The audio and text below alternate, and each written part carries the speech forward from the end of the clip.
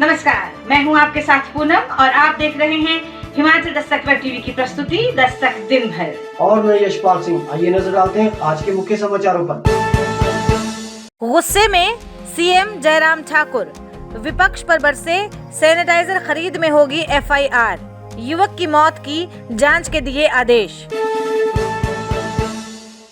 कांगड़ा में 4, हमीरपुर में 2 corona positive, लोगों से घरों में रहने की अपील। लापरवाही बरतने पर एम्बुलेंस कर्मियों के खिलाफ मामला दर्ज, स्वारघाट में क्वारंटीन किए गए युवक की हो गई थी मौत। Honorary head constable corona positive, Pancharukhi थाना अस्थायी तौर पर बंद।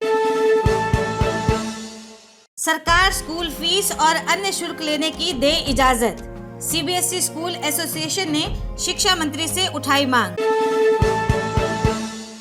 होली में मुफ्त गैस सिलेंडर लेने को उमड़ी भीड़, सोशल डिस्टेंसिंग के दावे हवा हवाई।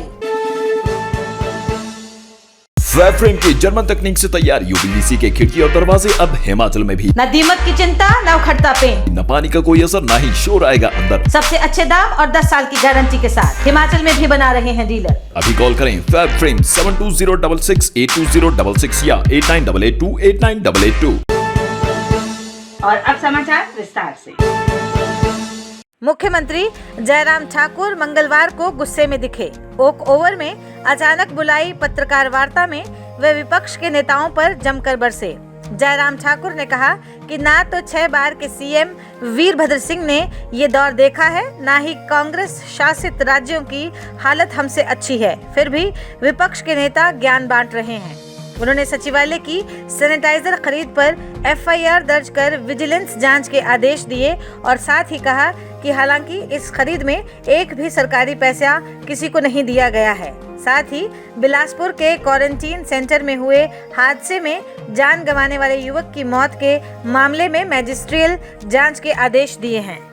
अभी तक हिमाचल प्रदेश में जो रजिस्ट्रेशन आने वालों की है वो 56,846 लोगों की और कतार है जो आना चाहते हैं, हिमाचल के रहने वाले हैं, अपने भाई हैं, अपने बच्चे हैं।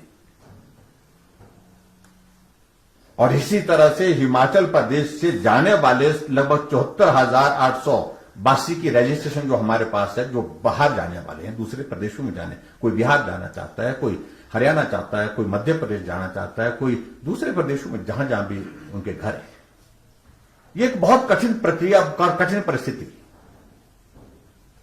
और इस बात को मुझे लगता है कि विपक्ष के हमारे मित्रों को इतना कैजुअली नहीं लेना चाहिए। ये राजनीतिक दृष्टि से नहीं है। हमने सब्र किया है, संयम किया है, सुनते रहे उनकी बातों को, लेकिन पिछले कुछ दिनों से अनावश्यक रूप से जिस प्रकार से उनके व्यवहार में हमने देखा कि जहां आदमी मौत और जिंदगी के बीच में अपने जीवन को देख रहा है, जिस दौर को जो 6 बार मुख्यमंत्री इस प्रदेश के रखे उन्होंने भी अपने जीवन में नहीं देखा है, इस अनुभव को वो उन्होंने भी देखा नहीं है जो हम जिस दौर में से हम गुजर रहे हैं। लेकिन उसके बावजूद उनके सपूत महोदय जो है फेसबुक पर ऐसी बातें कर रहे हैं कि मेरा जिंदगी का अनुभव है, मेरा जिंदगी का एक्सपीरियंस है। कौन सा एक्सपीरियंस में हम भी जानना चाहते हैं। इनका सबसे सीनियर लीडर पार्टी का जो मुख्यमंत्री के बतौर काम कर रहा है वो अशोक गहलोत है। जरा पूछिए उनसे राजस्थान में क्या परिस्थिति है। इनका सीनियर लीडर अमरिंदर सिंह है वहां पर पंजाब में, हालात पूछिए पंजाब की स्थिति क्या है। उससे 100 गुना बेहतर परिस्थिति हिमाचल प्रदेश की है, जिस बात को समझना चाहिए।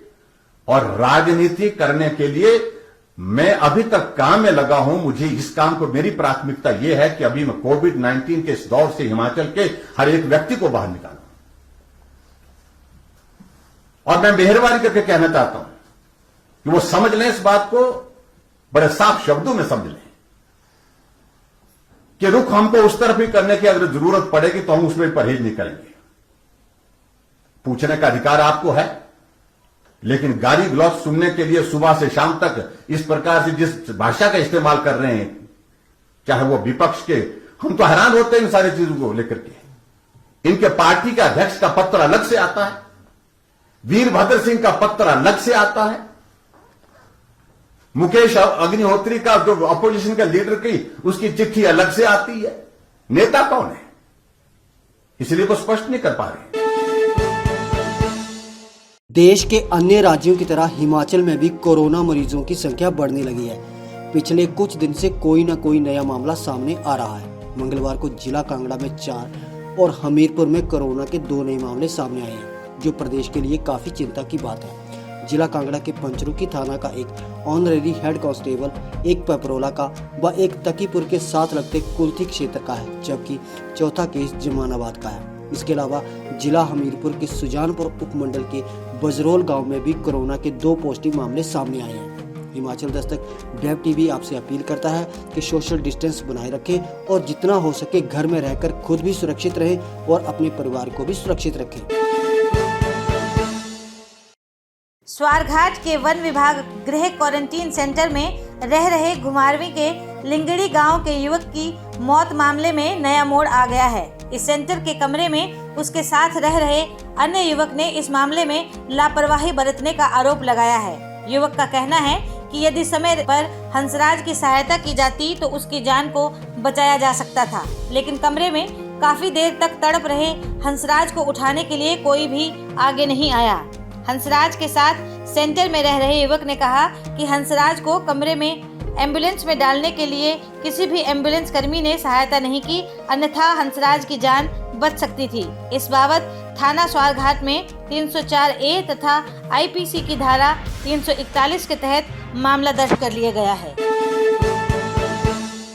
जिला कांगड़ा में मंगलवार को कोरोना के 4 एक्टिव केस सामने आए हैं, जिनमें से पंचरुखी पुलिस थाना का ऑनरेरी हेड कांस्टेबल भी शामिल है, जिसके चलते पुलिस प्रशासन ने पुलिस थाना पंचरुखी को अस्थायी तौर पर बंद कर दिया है। एसपी जिला कांगड़ा विमुक्त रंजन ने बताया कि पंचरुखी पुलिस थाना की सारी ज्यूरिडिक्शन को पालनपुर शिफ्ट कर दिया गया है और पंचरुखी थाना के तमाम स्टाफ को क्वारंटीन किया गया है। शीघ्र ही पंचरुखी पुलिस थाना की बिल्डिंग को सैनिटाइज किया जाएगा तथा स्वास्थ्य विभाग की एडवाइस और एक्सपर्ट ओपिनियन के बाद ही इसे पुनः शुरू किया जाएगा।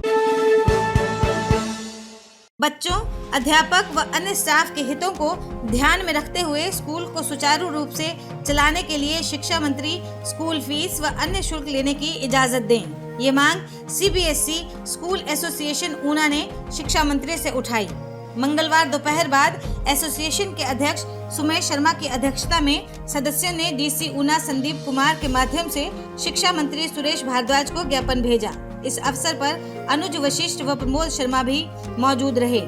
एसोसिएशन के अध्यक्ष सुमेश शर्मा ने कहा कि कोरोना महामारी के चलते स्कूल बंद होने के कारण बच्चों की पढ़ाई का नुकसान ना हो, इसके लिए हमारे अध्यापक कड़ी मेहनत करके ऑनलाइन कक्षाएं ले रहे हैं। उन्होंने कहा कि लॉकडाउन के शुरू होने के कारण स्कूल मार्च, अप्रैल व मई महीने की फीस नहीं ले पाए हैं, जिस कारण टीचिंग व नॉन टीचिंग स्टाफ की सैलरी तथा अन्य खर्चों को चलाने में स्कूलों को असमर्थता महसूस हो रही है। बच्चों और अध्यापकों तथा अन्य स्टाफ के हितों का ध्यान में रखते हुए तथा स्कूलों को सुचारू रूप से चलाने के लिए हमारी मांग है कि फीस तथा अन्य शुल्क लेने की इजाज़त दी जाए। उन्होंने बताया कि हमारे स्कूलों में लगभग 50% अभिभावक नौकरी करते हैं जिनको तनख्वाह मिल रही है। 40% व्यापारी वर्ग है जो कि फीस देने में सक्षम है तथा लगभग 5 से 7% अभिभावक ऐसे हैं जो परेशानी महसूस कर सकते हैं। उनका स्कूल ख्याल रखेंगे तथा उनकी मदद भी की जाएगी। अगर कोई नौकरी पेशा ये सर्टिफिकेट लाता है कि उसकी कंपनी 2 महीने की सैलरी नहीं देगी तो स्कूल भी उसकी मदद करेंगे। हिमाचल में कोरोना के मामले बढ़ रहे हैं और ऐसे समय में लोगों को एहतियात बरतने की जरूरत है, लेकिन लोग शायद इस बात को नजरअंदाज कर रहे हैं। ऐसी ही लापरवाही मंगलवार को भरमौर की उप तहसील होली में देखने को मिली। भीड़ को देखकर ऐसा लग रहा था कि शायद लोगों को न अपनी परवाह है और न ही अपने परिवार की। जानकारी के अनुसार मंगलवार को यहाँ गृहिणी योजना के तहत मुफ्त गैस सिलेंडर बांटे गए। मुफ्त में मिल रहे गैस सिलेंडरों को लेने की जल्दबाजी में गैस सिलेंडर उपभोक्ताओं ने कोरोना महामारी के चलते सरकार द्वारा सामाजिक दूरी बनाए रखे नियम की जमकर धज्जियां उड़ाई। होली बस स्टैंड में मुफ्त में मिल रहे गैस सिलेंडरों को लेने के लिए भारी भीड़ उमड़ पड़ी। मुफ्त सिलेंडर लेने के चक्कर में लोग ये भूल गए कि वो अपने आप को कितने बड़े खतरे में डाल रहे हैं। हालांकि बाद में पुलिस के हस्तक्षेप के बाद भीड़ को अलग थलग किया गया।